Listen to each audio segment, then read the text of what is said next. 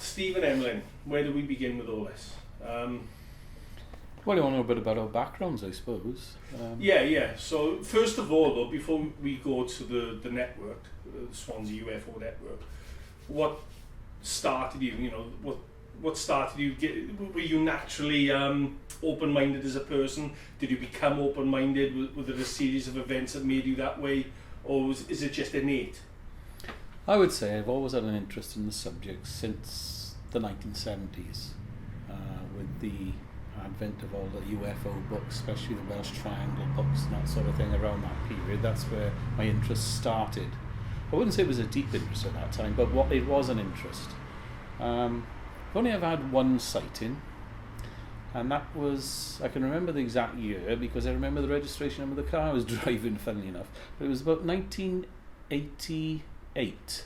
Yeah.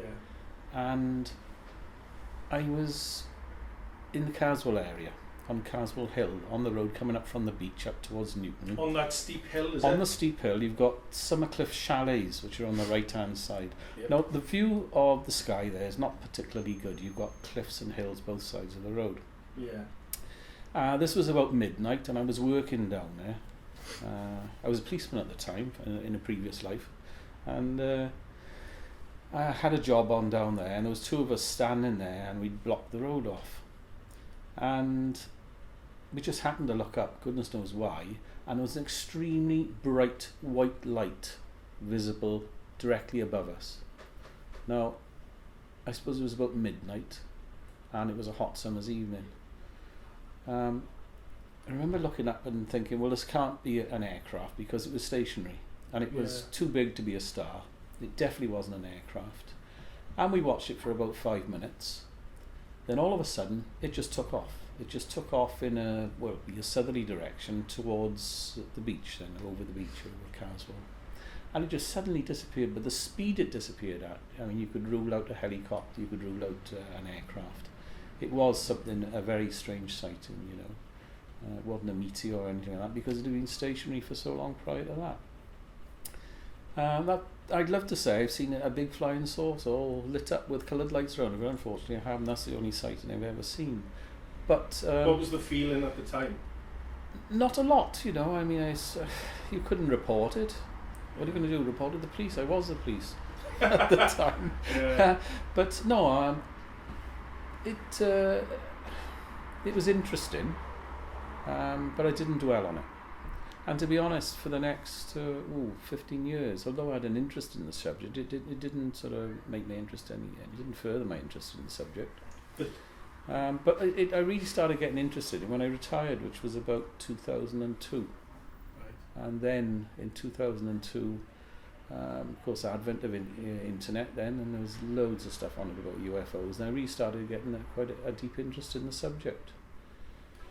Did it overlap with other interests like psychic ability and all that other stuff? Yeah, I had an open mind with a lot of different subjects, but UFOs was the main thing. So I started looking then about end of 2014 to see if there was a UFO club locally that we could join. Two names cropped up in the Swansea area, well, in the Wales area. One was in the valleys in South Wales somewhere, but I sent a few emails to that address and didn't get any response, and it looked as if the club had shut down. The other one was actually in Swansea, but that I went to see the chap who was running that, and that had stopped running as well. Yeah. But he was going to start up again, so I waited quite a while to see if he was going to start up again, and he didn't. So is that the one down Wine Street? That's right, yeah. So I thought, well, now's the time, take the bull by the horns and start our own club. So I set up a Facebook page, and I think I called it Saucer, Swansea Area UFO Examination and Research. Yeah. That's right, Examination and Research Team, to get the acronym Saucer in it. Well, it had only been on a couple of days, and then Emlyn here rang me, and basically had exactly the same idea as I had, virtually about the same time. Same week. He'd started putting his own Facebook page on as well. Yeah, I thought, I'm going to start something, so start the Facebook page. Well, you can take it from there. Yeah, if you like. Yeah. I started a Facebook page, and I called it Swansea Ufo Club or something. Can't remember now. And then half an hour, searched the Google. I got a couple of local shots from Google, put those on the page, just started to fill it out. Yeah. And I thought, oh, what if there's already one in existence? So I did a search, and then Steve's came up then. I thought, I was apparently there's two of us doing it, so I closed mine after it had been half an hour old. And then I joined yours. I liked yours. I think you had about 52 likes up there. Where did your fascination come from? Was that innate, or did you was it learned fascination through time? All my life, from when I was about 15, 16, I think. I picked a UFO paperback up, one of the early ones, like Donald E. Kehoe or J. Allen Hynek, one of those early ones from the 70s, 60s or 70s. I started collecting them, reading up, and over the years, life gets in the way. You sort of put it to one side, and then you come back to it for a bit, and then you leave it again. And then it was only, I think, the last 2 years I started to get back into it again with the internet and updating myself with what's been going on and the local the personalities worldwide that are into it. Yeah. Different ufologists and researchers and commentators. Did you research a lot of people like Kerry Cassidy, Project Camelot, and various others, Stanton Friedman? Yeah, Stanton Friedman. I picked up a couple of books recently from him in the last 2 years. And I started compiling my own database of cases. Yeah, because you've got a phenomenal database, haven't you? You've got... Yeah, I was picking up worldwide and internet books. I was just putting a chronology of reports, There's a few on the internet. NICAP have got a good one on their site. All these case studies you got, where did they come from? It's like as if somebody switched a magnet on and you just attracted all this stuff. Well, it's since we started the network, really, and we're publicising it locally. Yeah. People are coming forward. That's what really impressed me when I first met you, was the amount of research you'd done, because you had folders full of research of local sightings you'd done at the library, through the newspapers. Yeah, trolling the library, microphones. It must have taken an awful lot of work to do that. Did you have any experiences growing up of any paranormal type, or was it just a curiosity that built up?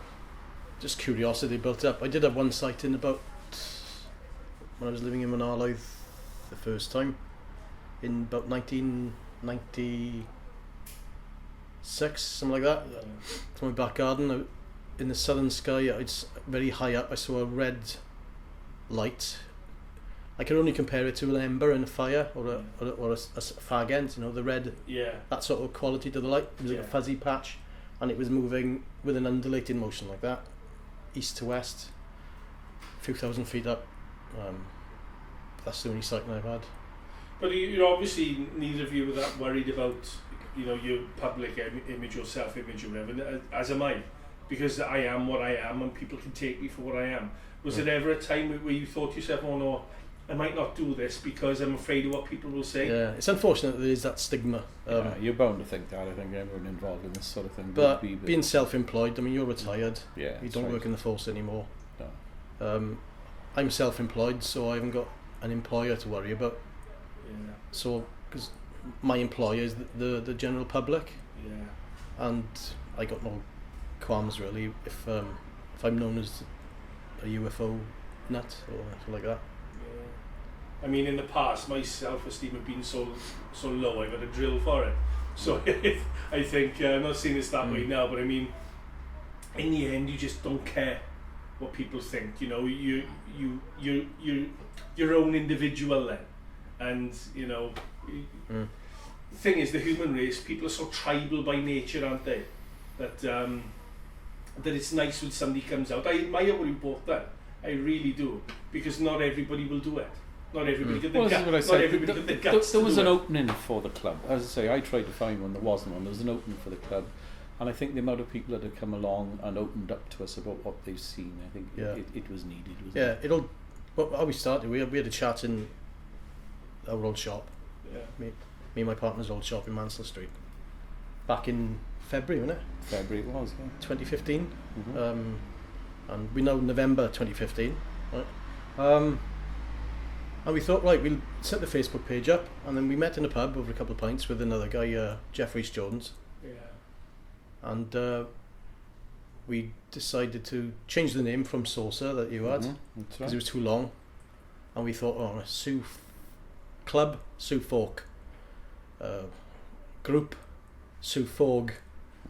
Didn't S.U.F.O.G. rather didn't really sound like that. And we thought network, like the Mutual UFO Network in America, because and that's what people type into. That's YouTube, what we're trying to get at, is a network of people with like minds and interests, like yourself, as a discussion group and investigating, and people can come to us with sightings or you know.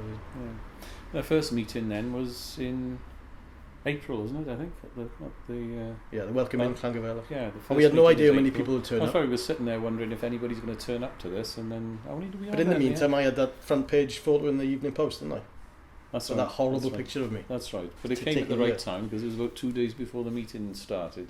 How many do we have at the first meeting? 46, I think. Yeah, well, so on a bad start, it was 46. A lot have fallen by the wayside, but every month there always seems to be new members there, new people coming along. And there's always that hardcore, stalwart regulars who are always there. The Facebook page, we had 311 likes now, I think, on the Facebook page. Yeah. Where do you see the club going? And Mike Maunders started the YouTube channel, and you know our official videographer. Yeah. How do you hope the club will go? I mean, do you hope it'll grow a bit like sort of to the standard of, or to the height of Gary Heseltine or people of that calibre, or are you quite happy? I think we want to stay on a local level, really, don't we? And see what's happening. Yeah, locally. I think we are concentrating on when we started it, because there's so much on the internet about Rendlesham and Bedwin Mountain and Roswell and all the international ones, and we're constricted by time and money, and we haven't got the money all the time to travel hundreds or thousands of miles to interview witnesses, because we're finding there's plenty of witnesses in the area. Because there's so much. We're up to, in the file now, our file, I've got 220 cases now. No, getting off at 230 cases. Well, they're the only ones that have been reported. So you can imagine how many haven't been reported. And I've got those from the newspaper, some on the internet that people have filed on websites like UK UFO, and Beams. Seen that one, Beams? Yeah. There's a few local ones on there. The MOD files, Johnny Nigma was kind enough to give me a memory stick with all the released MOD files that he purchased a few years ago, and I'm trawling through those, getting all the local ones. By local, we're looking at sort of Bridgend to Carmarthen area. We could, I mean, I got a couple from Brecon and Merthyr, and there's one or two in Cardiff I want to add on. I mean, how strange is that? The people are coming from everywhere, and I think more people will come forward as time goes on, because most people, they have shame attached to their experiences, don't they? The club is a safe haven for people to come along and open up. And, it's a bit like Alcoholics Anonymous. That's right, yeah. We found that, though. People will come along, when they hear other people telling stories similar to their own, they will open up and start. And people are saying they're so relieved that there's some of them reported, where they can come and talk about it and get it off their chest. People as well, There's one lady that had a story from that she kept with her since 1970, and she never told anybody, and she came and told us, and it was like a weight off her mind. Yeah, that's right. Like healing process almost, isn't it? It's great. The way I found it was, skeptics will say, "Oh, it's all rubbish," it's a figment of people's imagination or trick of the light.